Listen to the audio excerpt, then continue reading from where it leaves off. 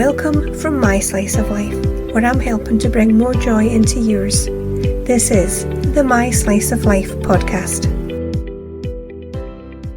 Hello, and a very warm welcome to you.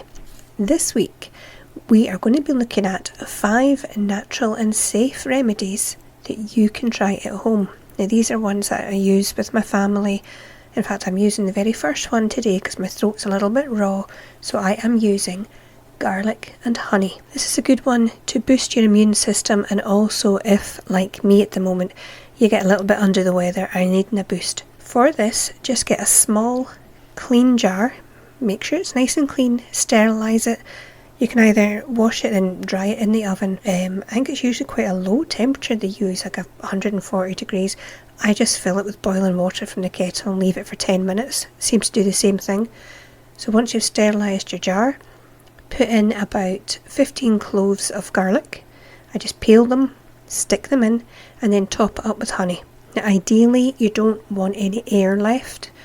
If the garlic gets in contact with air, it can go mouldy and cause all sorts of problems, and we do not want that. We're trying to get healthier, not sicker. So when you've topped it up with your honey, you can turn the jar over.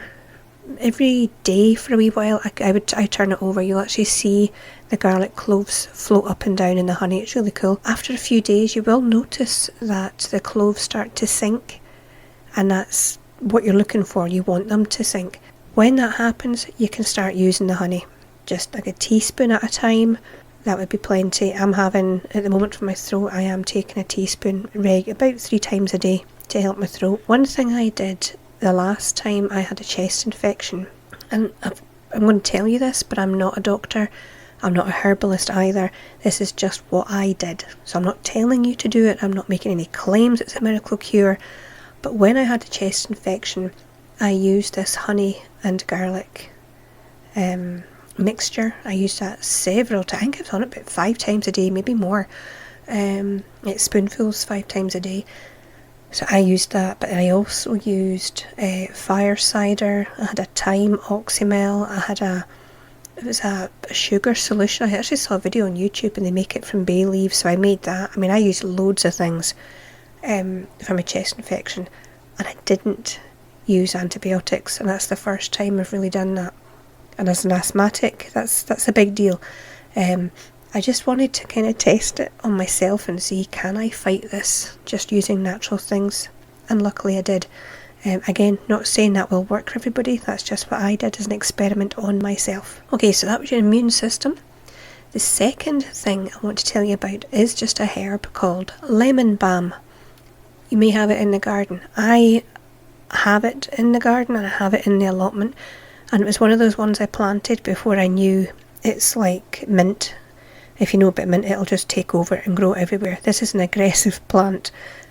I like it. It's easy to cut back and you can dig up the roots or whatever if you want. But yeah, I'm kind of getting it everywhere now. But this one is really good for anxiety, or if you just need to feel a little calmer. I would take a handful of the leaves, pop it in a wee teapot, boiling water on, leave it to steep for 5 minutes and drink it. I've actually heard people complain about the taste of this, and like they'll add other herbs in, or they put in honey. I have no clue what they're talking about. I really like the taste on its own. I think it's great. The first time I took it, I drank it thinking, oh, they say it's good for anxiety, I'll see if it works. And I drank it, and I swear to God, I felt spaced out. I felt so spaced out. I thought, I need to go to my bed and go for a sleep. It was great. So it's one of those ones as well that I should probably use it more often than I do. I forget about it for some reason, so mental note to self, Sharon, get that stuff out of the garden and use it. I do have it dried.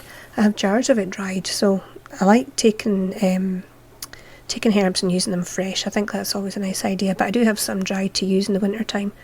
Just as a side note, I did get tablets for our dog to see if it would help calm him down. I found them, it was a herbal site, and one of the ingredients in the tablets for dogs was lemon balm. Now, I haven't done any more investigation about it, but I thought that was quite interesting that they use it on dogs too. So the third one that I want to tell you about is oats. You know, porridge. For itching. Now, this is a new one on me. When I looked it up, I actually found, it seems like I'm the last one to know this stuff. Everybody else seems to know already. But I've tried it out on myself. Again, all these things I've tried out on myself, so that's why I'm telling you about it. I have a patch on my left hand. It's actually my wedding ring, 2 fingers, the wedding ring finger and the little finger, and I get, I think it's contact dermatitis. It gets so itchy. I don't know, like, if I just wash 1 cup, and you know, like washing up liquid, and I don't put on my gloves, I have to wear gloves, but if I just forget, like, oh, it's like just 1 cup, I'll just wash it. That night I am itching like hell, and it's horrendous. I mean, I will claw at that till it bleeds. So I thought enough's enough, and I've had all these creams prescribed, and you know yourself, you get the steroid cream, and they always tell you, oh, it's going to thin the skin, and I thought, I don't really want my skin thinned, thank you very much. I just want the itch to go away. So I thought I'll try this oats cure, for want of a better word. So I went to the cupboard, got my porridge, ground it down to a fine powder, put a little bit in a bowl, added just enough water to mix it into a paste, and I slathered that all over the itchy part of my hand. Now, I've tried a few different ways of dealing with it then, like do I wrap it up or do I leave it just open to the air? It gets a bit messy, but what I have found is it's best just left open to the air and let it dry. Now, the first time I did it, when it was dry, I just flaked it off into a bin, obviously not all over the sofa, and I couldn't believe how smooth the skin felt. It was cooler. You know that when you're itchy, you get that hotness? That had gone. It wasn't even as red. I mean, it wasn't perfect, but it was a hell of a lot better than it was to start with. I thought, well, that's good. I'll do it again tomorrow night. So the next night I did it, but I washed it off. Big mistake. For me, I'm going to stick with letting it dry and then just flaking it off. When I washed it off, of course, I'm making it all wet again. And it's my hands in water so much that's making it bad in the first place. So yeah, it just flared up again. So from now on, I'm going to make my paste, put it on, let it dry, and flake it off. It took about 20 minutes, I think, for it to dry, and then it flaked off. And like I say, it just felt fantastic. So I'm going to try that again. Oh, by the way, it hasn't really been that bad since I've done that. The itching has calmed down dramatically, because it used to be like an everyday thing, and that was, I'm looking at my hand actually. See, to be honest with you, it's looking pretty damn good at the moment, so I'm happy with that one. Okay, number 4. This one is for when you have itchy eyes. Maybe it's with hay fever or just some sort of allergy irritating your eyes.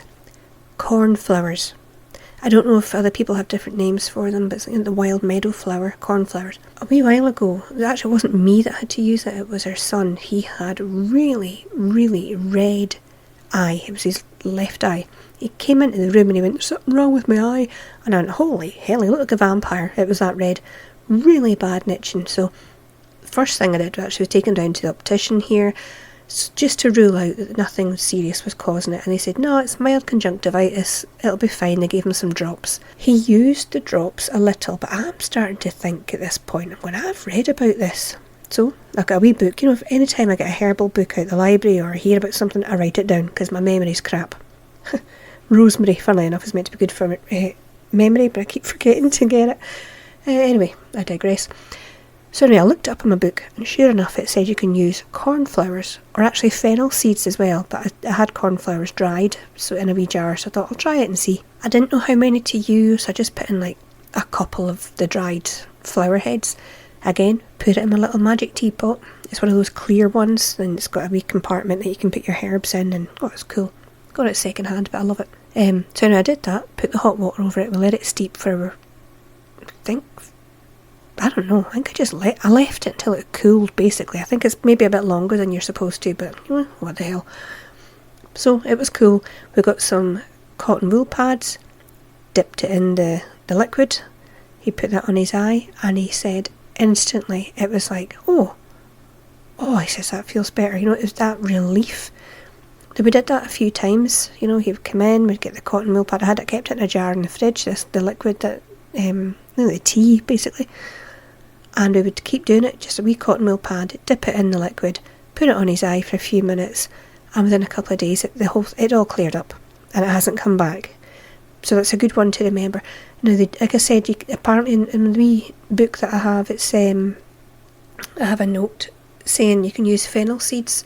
Same thing, I think it's just like a teaspoon of fennel seeds, boiling water over it, let it steep. When it's cooled, dip your cotton wool pad in, strain it. I mean, you don't want seeds stuck to your eye. But stick your cotton wool pad in it, slap it on your eye, and it'll do the same thing. And if I am sounding croaky, I apologise, but I feel like I've swallowed glass, so I'm doing my best. Okay, number 5.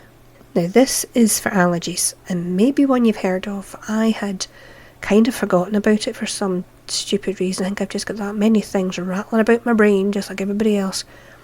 Nettles. You know, the weed. I put weed in inverted commas because it's one of the best plants that we have.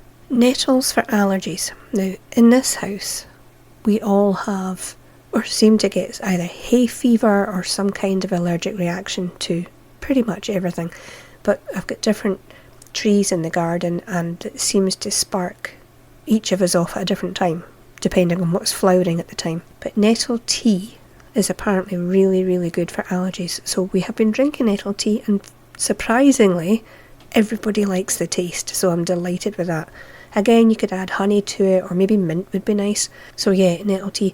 In the spring, what I do like to do with the new nettles, just as they're starting to grow, I used to go foraging, but we've actually got a huge patch that's decided to grow on the allotment, so I just use that now. Have you ever made nettle soup in the spring? It is delicious, and I've actually put a blog post. If you go on the blog site, the address comes up at the end, and I think I'll put it in the show notes as well, but there is a recipe that I use for nettle soup that you might be interested in. I also found online, and I haven't done this yet, but I will. I found a recipe to make nettle pasta. You dry the nettles and you grind it down, and you use that instead of flour, from what I can remember. But like I say, I haven't tried it yet, but when I get round to that, I will be putting up a blog post about that as well. So there you have it. That is my list of 5 natural, safe remedies that you can start using today. I think the garlic and honey one in particular, have that on hand constantly. I always have a jar on the counter, and see, to be honest, our kitchen gets that cold. The honey it goes solid. And when I get to the bottom, I just eat the garlic cloves. I like it. I'm one of those people that can eat garlic raw, which I'm away to do once I finish this, to try and help my throat a bit more. So I hope you give them a go. I really do. I hope you try them out, and you find that they help you as much as they've helped us. So until next time, you take care of your wee self. Bye. Thank you so much for tuning in to this week's episode of the My Slice of Life podcast. Don't forget to look up the blog. It's at myslice.wordpress.com. Also the YouTube channel, which is at My Slice Channel. And if you would like to become a patron of the show, go to patreon.com/myslice. Thanks again, and I'll see you next week.